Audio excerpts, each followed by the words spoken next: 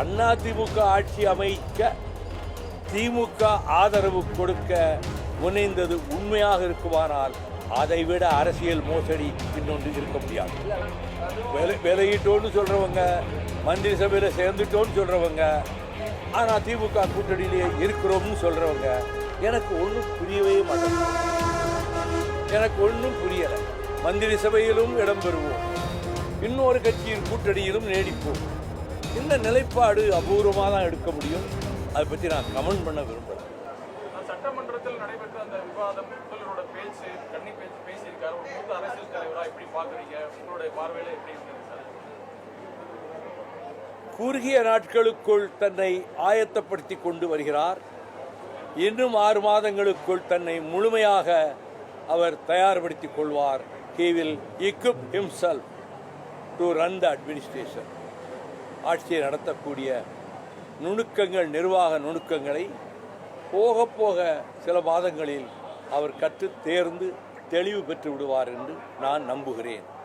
அந்த சைகை செஞ்சாருன்னு சொல்லி ஒரு விமர்சனம் பண்ணுது. முன்னாள் முதல்வராக இருக்கக்கூடிய ஸ்டாலின் அவர்களை கிண்டல் செய்யும் விதமாக ஒரு சைகை செஞ்சாருன்ற ஒரு பரவலாக பேசப்படுது. அதை நீங்கள் எப்படி பார்க்குறீங்க சார்? எதிர்கட்சி தலைவர்கள் பேசுனது, எதிர்கட்சி தலைவர் பேசுனது, அதை பற்றியெல்லாம் நான் கமெண்ட் அடிக்க முடியுமா? அதுபோலத்தான் அவங்க பேசுனதையும் கமெண்ட் பண்ண விரும்பலை, முதல்வர் பேசுனதையும் நான் கமெண்ட் பண்ண விரும்பலை.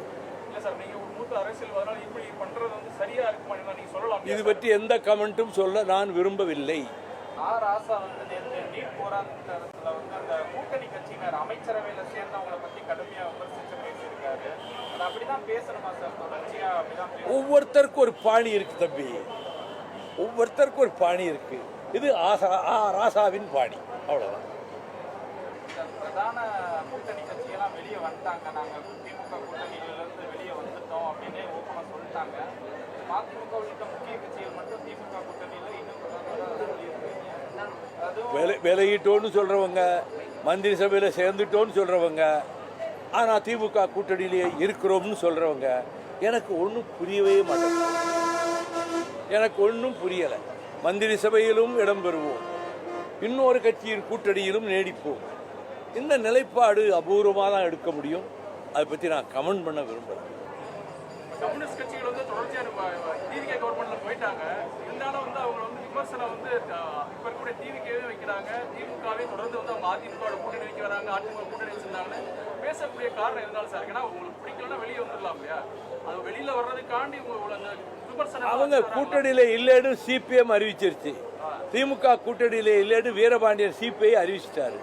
கூட்டணியில இல்லைன்னு சொல்லிட்டாரு. அவங்க கருத்துக்களை சொல்லிட்டு